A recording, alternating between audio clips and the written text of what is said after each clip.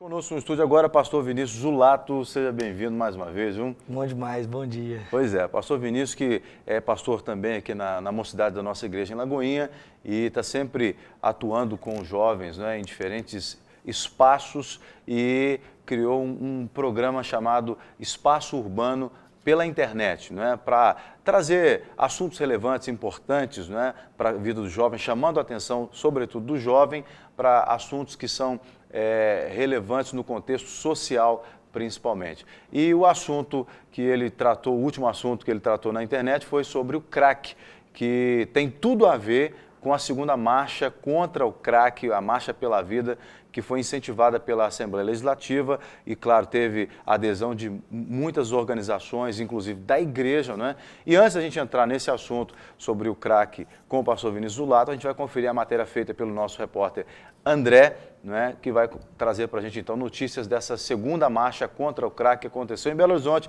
no último dia 10 de agosto. Vamos lá. Adolescentes, jovens e adultos. Pessoas de todas as idades com o mesmo objetivo: vencer o inimigo que tem destruído pessoas e famílias. Segundo a Polícia Militar de Minas Gerais, aproximadamente 22 mil pessoas caminharam pelas ruas de Belo Horizonte no último fim de semana, na segunda edição da Marcha contra o Crack, e mostraram que, para ganhar esta batalha, a participação da sociedade é fundamental. Eu acho que é muito importante a gente ver que não tem nada perdido e há vida após as drogas. Então é muito importante a gente juntar as forças do bem. O mal já está estabelecido. Todo mundo fala que o crack está destruindo as famílias, destruindo o usuário. E quando a gente junta essas pessoas numa manhã de sábado para dizer é possível vencer as drogas e há vida após as drogas. Os participantes levaram cartazes com mensagens contra as drogas. Durante o percurso, desde a Savassi até a sede da Assembleia Legislativa de Minas, os manifestantes dançaram e mostraram muita alegria. Para o secretário de Política contra as Drogas do Estado, Clóvis Benevides, o envolvimento dos jovens é importante no combate ao crack. Esperança para dizer não, esperança para oferecer ajuda, esperança para construir aquilo de melhor que nós podemos fazer por cada um de nós. Aproximadamente 2 milhões de pessoas usam crack atualmente no Brasil.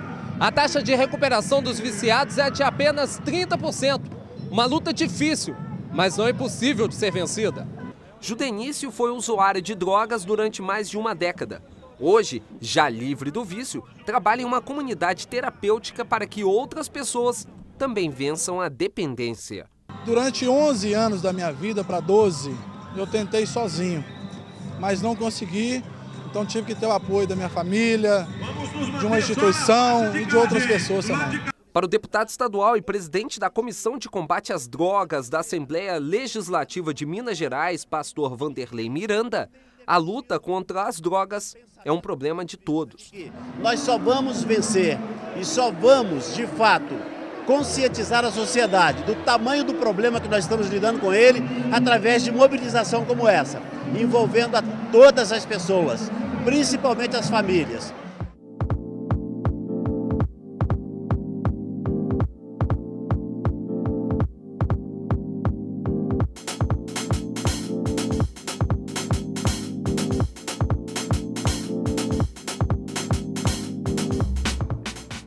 Parabéns aos nossos repórteres André Santos e também ao Wagner Gomes pelas imagens, não é? É uma matéria muito interessante e lembrando que esse foi um recorde de público em relação à primeira marcha. Eu estava na primeira e a Polícia Militar havia registrado mais de 10 mil pessoas na primeira marcha no ano passado. Esse ano, 22 mil pessoas. Então, parabéns à população de Belo Horizonte e região que foi às ruas exatamente para dizer não ao crack e outras drogas e sim à vida, não é? E o pastor Vinícius Zulato fez um programa especial sobre o crack. Por que você decidiu fazer um programa especial sobre o crack? Eu acho que, além do que a gente já ouviu falar, que é uma situação alarmante, né? A gente vê um grande número de usuários, às vezes falta um pouco de informação e as pessoas, por essa escassez de informação, acabam entrando por esse caminho. Então, o nosso objetivo é sempre trazer informação, para trazer uma consciência, para que haja uma prudência, uma postura coerente em relação a esse problema tão Até grave. achei interessante isso que você diz sobre essa carência de informação. A gente assistindo ali, também foi dito em relação à família do usuário, porque as pessoas acham que só o usuário de crack deve tratar, mas aí a família não tratando, isso dificulta até a recuperação desse viciado.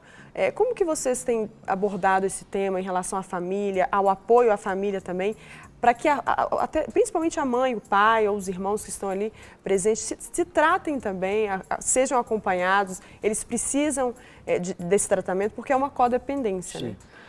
O nosso objetivo não é trazer respostas, né? Mas ir com as perguntas ir atrás das respostas, porque nem sempre você pode trazer um padrão. Às vezes o caminho de um usuário é muito diferente do outro. Às vezes ele acaba entrando na questão da dependência química exatamente pela desestrutura familiar que ele tem. Ou às vezes não, ou às vezes ele acaba evoluindo de um vício para o outro, né? Às vezes ele tem um problema com o alcoolismo e vai migrando para drogas maiores. Então a nossa intenção é sempre tentar trazer, assim, não modelos prontos, mas de alguma forma tentar auxiliar o caminho daquela pessoa que quer sair desse lugar de dependência química. E quando se trata de um jovem ou de um usuário, não importa a sua faixa etária, que pode contar com a colaboração da família, é muito importante que a família saiba lidar com isso, né? Ela de alguma forma participe, né, da recuperação desse usuário, sem necessariamente fazer com que ele seja obrigado a assim fazê-lo, né? A gente vê hoje muitos casos, né, da internação compulsória, né? Eu acho que é um modelo meio complicado, porque nem sempre é o melhor caminho. Às vezes você acaba gerando uma certa insatisfação, uma repúdia, até mesmo, às vezes, um ato meio agressivo, violento da parte do dependente para com a família por causa desse desejo da internação compulsória.